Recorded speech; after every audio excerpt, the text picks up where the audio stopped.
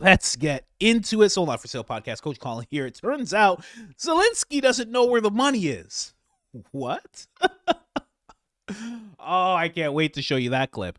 That's amazing. So Zelenskyy doesn't know where the money is. Trump has changed his mind on Zelenskyy quite a bit. Let's play what Trump had to say about Zelenskyy, and then I'll show you a tweet that he made, and also J.D. Vance's perspective on the whole Ukraine-Russia thing. Let's get into it. We're hearing that Russia wants to force Ukraine to hold new elections in order to sign any kind of a peace deal. Is that something that the U.S. would ever support?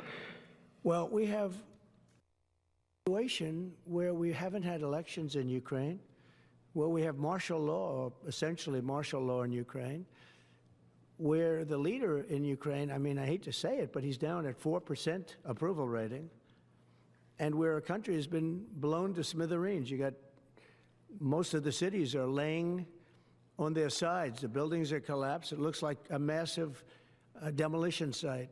The whole, I mean, so many of the cities. I mean, they haven't done it in Kiev because I guess they don't want to shoot too many rockets in there. They've done it 20%, but they haven't done it 100%. If they wanted to do it 100%, it would probably happen very quickly. But you have cities that are absolutely decimated.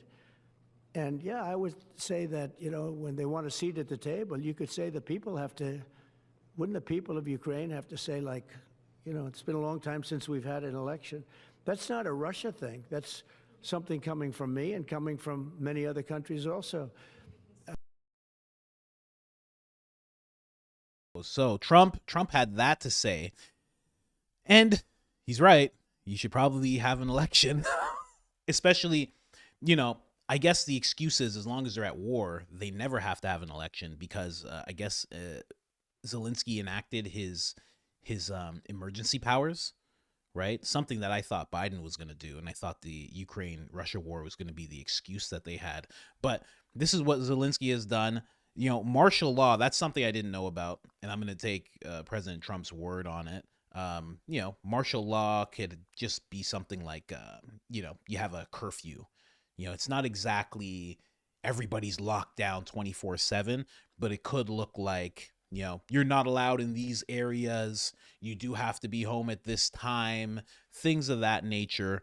And, you know, the fact that he has low approval, of course he has low approval because people are dying. I mean, everybody kind of forgets what the scene looked like when people were trying to leave Ukraine and they weren't letting the men leave. And there was train filled with women and children, and the men had to find other ways of escaping, and they were dragging men to the arm. Like, that's a real thing.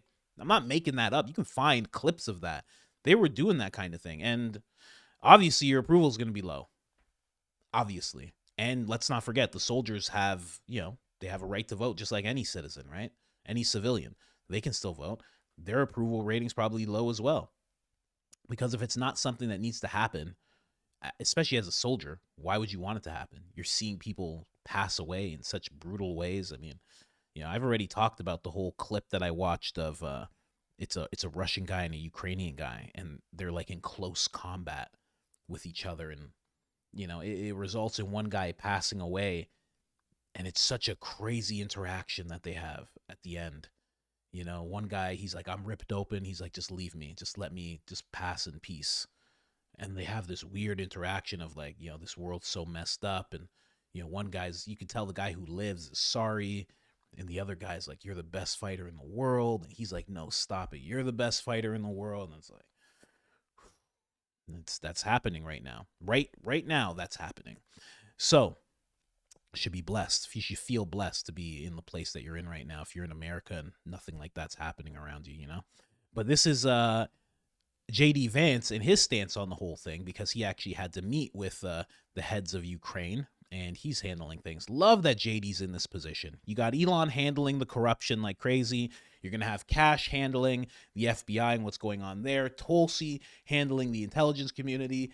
RFK handling the health, and you know, you got JD Vance going around the world, just being that softer, little less aggressive voice for America. It's really good.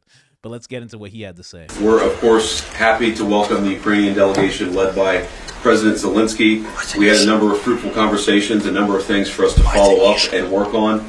And fundamentally, the goal is, as President Trump outlined it, we want the war to come to a close. We want the killing to stop, but we want to achieve a durable, lasting peace, not the kind of peace that's going to have Eastern Europe in conflict just a couple years down the road. So we had a number of good conversations about how we might accomplish that together, and certainly we'll have many more in the days, weeks, and months to come. President Zelenskyy. Thank you so much. Thank you very much. Very briefly, I think Vice President said everything absolutely correct. We are very thankful for American support. President Trump, we have good conversation today. Our first meeting, not last, I'm sure, and really what we need to speak more, to work more, and to prepare the plan how to stop Putin and finish the war. We want peace very much, but we need real security guarantees, and we will continue our meetings and our work, and we will be very happy to see General Kalak also in Ukraine and this closest time. Thank you, Vice President, for meeting. Thank you, colleagues. Thank you so much. Great. Thank you all. Mr. Vice Take care, President, guys. how does this move forward if Ukraine is not ready to come to the table with Putin? If Ukraine is not ready to speak with Putin at the table, how do you move forward? Will you still negotiate? Well, look, I think the way that this conversation moves us forward is, first of all, you have great members of the Ukrainian delegation. You have our incredible Secretary of State, Marco Rubio, here. We have General Kellogg. It's important for us to get together and start to have the conversations that are going to be necessary to bring this thing to a close. That's all I'm going to say for now, because I want to preserve the optionality here for the negotiators and our respective teams to bring this thing to a responsible close. Thank you all. And have a What good is night. the timeline for this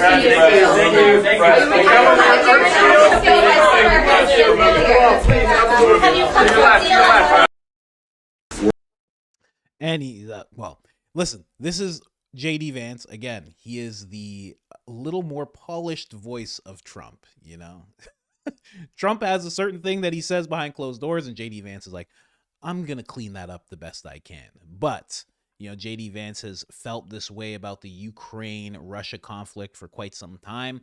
And although he is very, you know, in that position in front of Zelenskyy, he always has the right balanced thing to say, but he also had this to say in regards to the whole conflict. We're running out of bullets. We're not making enough ammunition to arm our own troops or to arm our allies for a war of the future, and yet these same people will continue to say that we can send more to Ukraine. We need to stop supporting the Ukrainian war effort, at the very least until we have enough bullets for our own troops.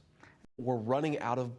So you can see JD is in this position where obviously he wants peace, but obviously he also is very America first, you know? So everything that he had to say in this clip is rooted in how he feels here, being very America first, and this has to stop, you know, because obviously ammunition shortages.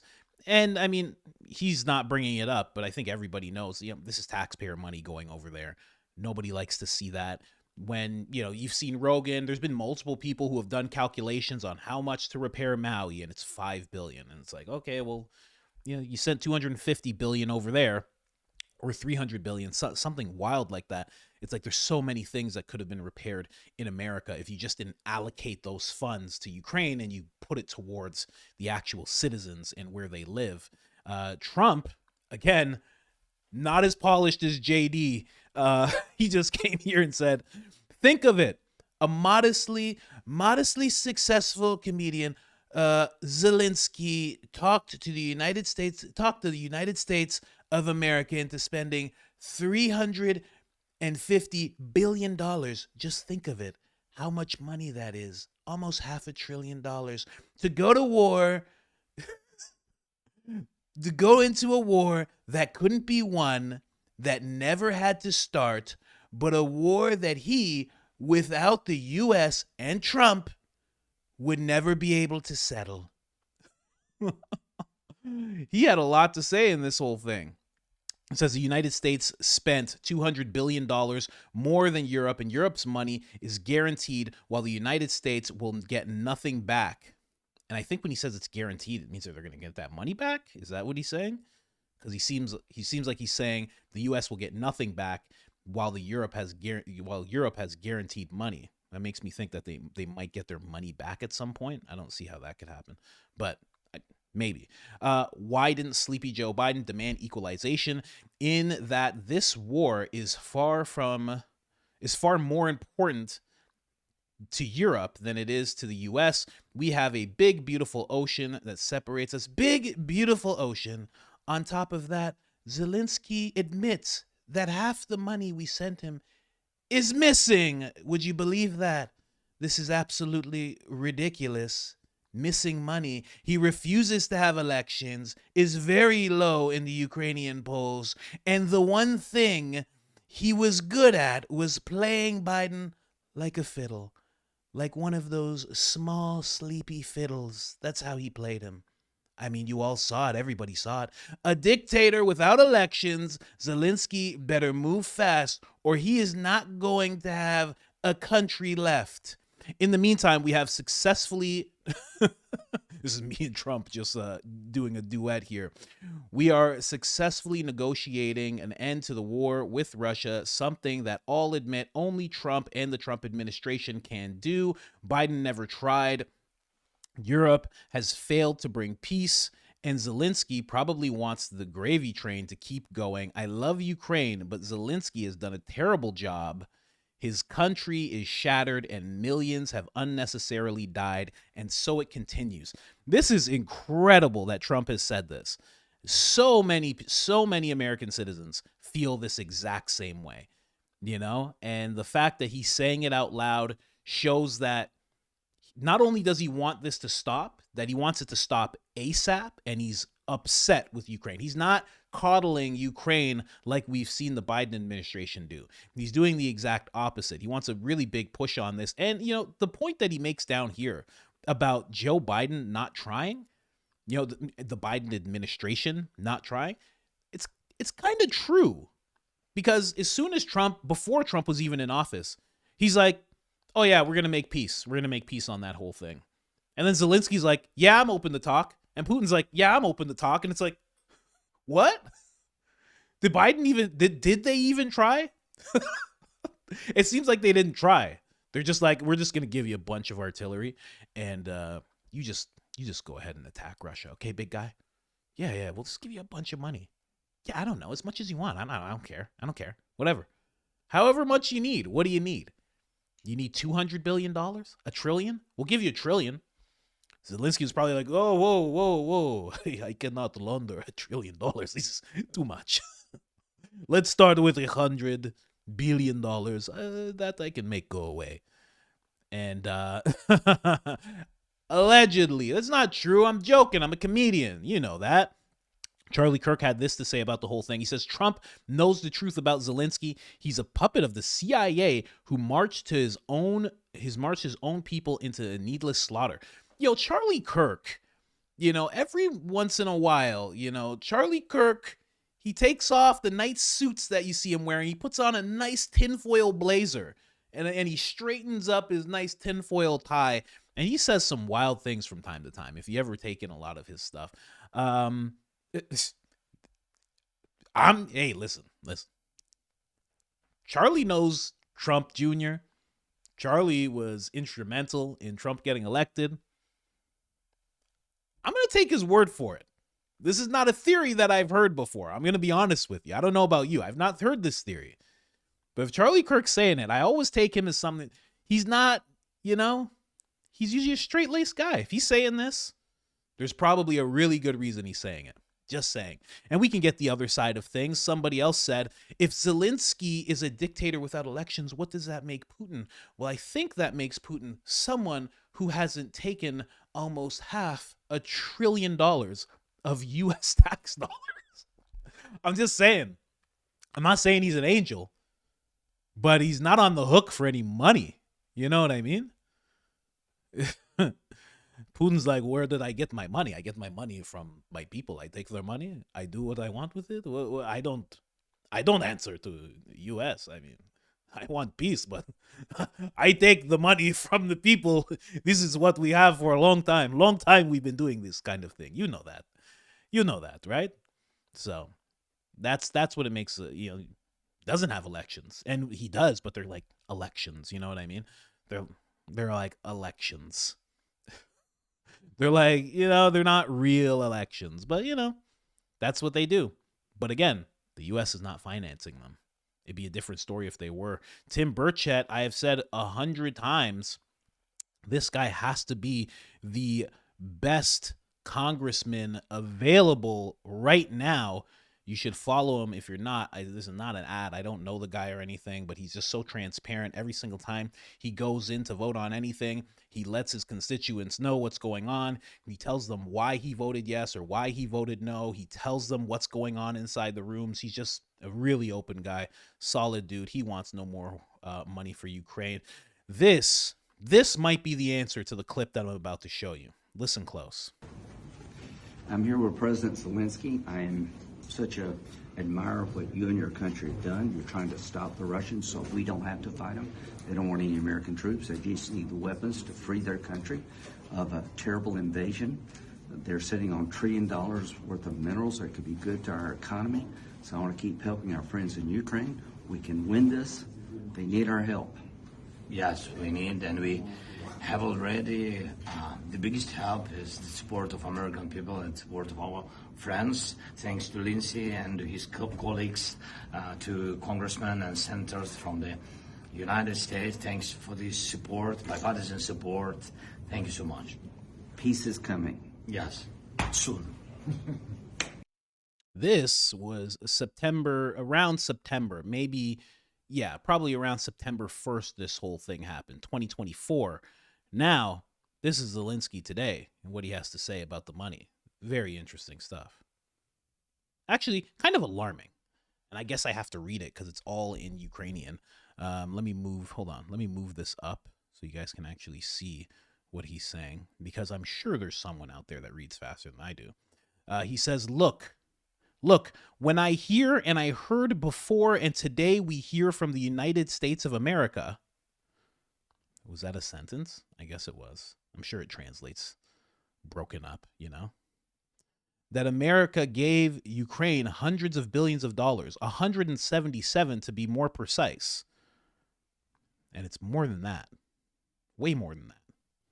He's like off by 100 billion. Like what? Okay. Just wait until it switches up. That's what the exact figure sounded like, which was supported or voted by the Congress, etc. These two ladies are just looking at him. Look, as the president of a warring country, I tell you, we received just 75 billion. So he's saying he only received $75 billion out of all that money. That is 100 billion. That is 100 billion of these 177 or 200. Hey, keep track. Keep track, okay? You're in an interview. Keep track of how much money you got from the US. Some people even say that we have never received. Like what? What's he talking about? And also, and that is important, why didn't you tell the Biden administration that you weren't receiving the money? Why are you just saying it now that Trump's in office? I'm telling you, Trump is like the real teacher and the substitute teacher is gone. And now you got to explain yourself to the actual teacher, Because we are talking about specific things. Because we got it, not the money, but the weapons. We got 70-something billion worth of it. That is training. There is additional transport. There are not only prices for weapons.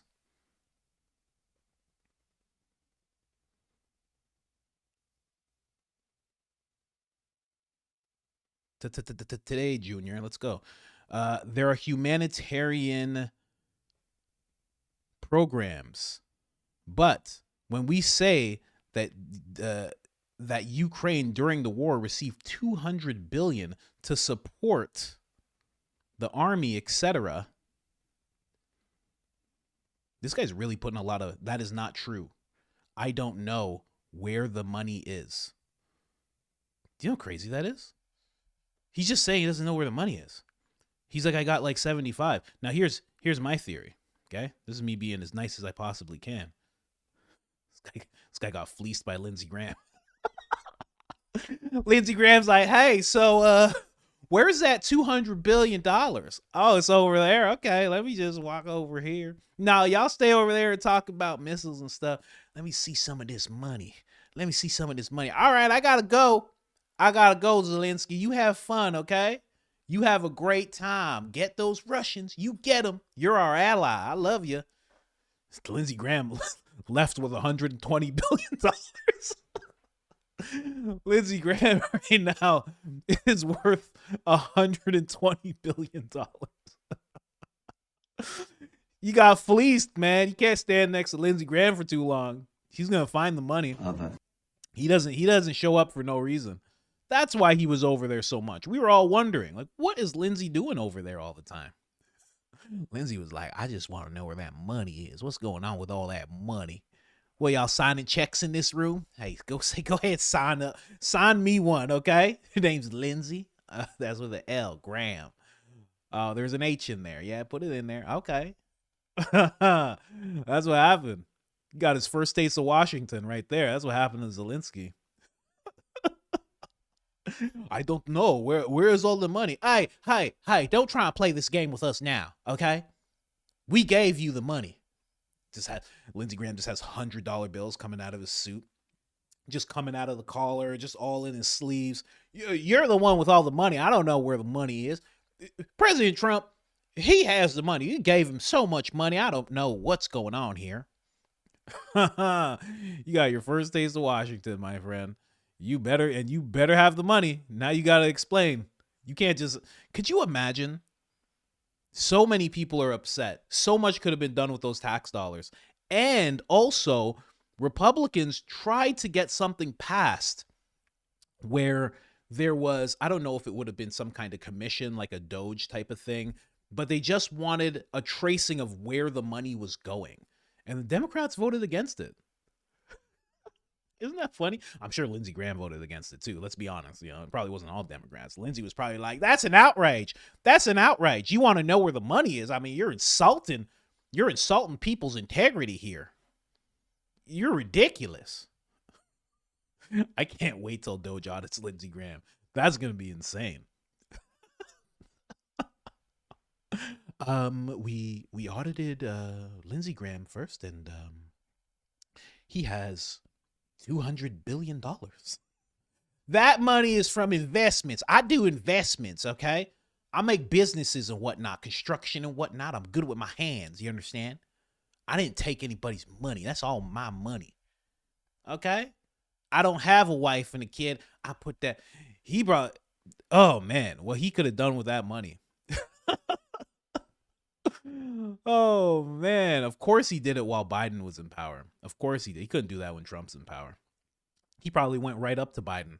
Biden was probably in one of his ice cream comas. He probably walked right up to him like, hey, old kook, I took $200 billion and ain't no one gonna believe you if you say anything, okay? And there's nothing you can do about it. Bah.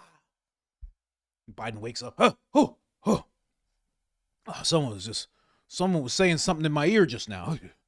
Did anybody see someone was just talking in my ear. I think it was Elon Musk. Corn pop. It's probably corn pop. Stay on your guard. Where's the Secret Service? Secret Service. Stay on guard for corn pop. He's probably in here somewhere.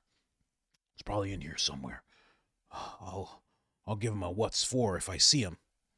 Okay, Mr. Biden. Come on. Sit down, Mr. President. All jokes aside, though, this is crazy. Zelenskyy is claiming he doesn't know where the money is. And now he has to see. Here's the thing. If he didn't know where the money was and he had to answer to Biden, it would be fine. No one would care. But now you have to answer to Trump, who is now referring to the president of the Ukraine as a modestly successful comedian. I don't think he likes you very much. Oh man, we'll see what happens.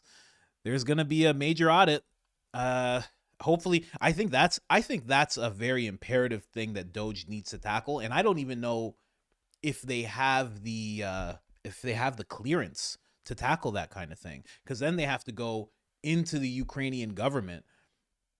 I don't know. I don't know how this plays out, but that's the latest development. Trump is losing his patience when it comes to Ukraine. He wants the peace to happen immediately, and Zelenskyy doesn't know where the money is. This is fall. Could you imagine another 4 years with Biden? Could you imagine? This is what was happening underneath everything. Underneath Karine Jean-Pierre being like, oh, everything's fine. He's sharp as a tack. I actually saw Biden do a backflip yesterday, and it was quite remarkable. He picked me up over his head, and he pressed me 6 times. I mean, he has a 200-point IQ. Underneath all of that nonsense, this is what's really been happening. 4 more years of that. Whew. Who knows what would have happened, you know? I don't know, man. Or if you got Kamala. Kamala would be like, we're giving Ukraine $6.2 trillion today for democracy. Chuck Schumer just like, yeah. Nancy Pelosi. You know, if Kamala got elected, Nancy Pelosi wouldn't be walking with a walker right now. Nancy Pelosi would be walking upright. She'd be like, walking on sunshine. Whoa. And don't it feel good? Hey. She would be all good. But now that Trump's in office and they're auditing people, she's like, you know, I've always had bad hips and I broke one the other day and it's really hard, you know. I just don't know if I could ever be in a jail cell. What? No one said anything about jail cell. Oh, I'm just saying, you know, I'm just thinking about things. You know, you get older, you know, I think I have dementia or something. I don't know, man. We'll see. All jokes aside, absolutely wild. We'll see what this develops into. And we'll see what Trump has to say about it, what JD has to say about it. And we'll see if peace actually comes. If it does, I think it's right around the corner. You know, with Trump putting this kind of pressure on the Ukraine, I don't think there's much that Congress can do as the peace talk. And even aside from Congress, the fact that they're in the middle of peace talks, if Ukraine backs out and Trump is already saying, this is too much money. JD Vance already has the idea that this is too much money. He would be backing out of this with no more financial backing. Now, would Europe step in and keep on backing things? And then the U.S. leaves NATO and then kind of leaves Europe with their pants around their ankles, is standing in front of Russia? I don't know if anybody wants to do that. So hopefully peace comes soon, because the things that are happening over there are absolutely crazy. All jokes aside, what's happening, you know, I feel for anybody who serves any country. It's crazy the things that they have to go through. And when you see the other side of it, you know war is crazy. But then when you see the other side of it, when it's just some presidents and vice presidents sitting in a room discussing it, and one of them's like, we'll see, because, you know, I want some real assurities, and it's making them look bad. That's all I'll say. Anyways, guys, like, subscribe, turn on the notifications, helps the channel tremendously. And other than that, I'm out.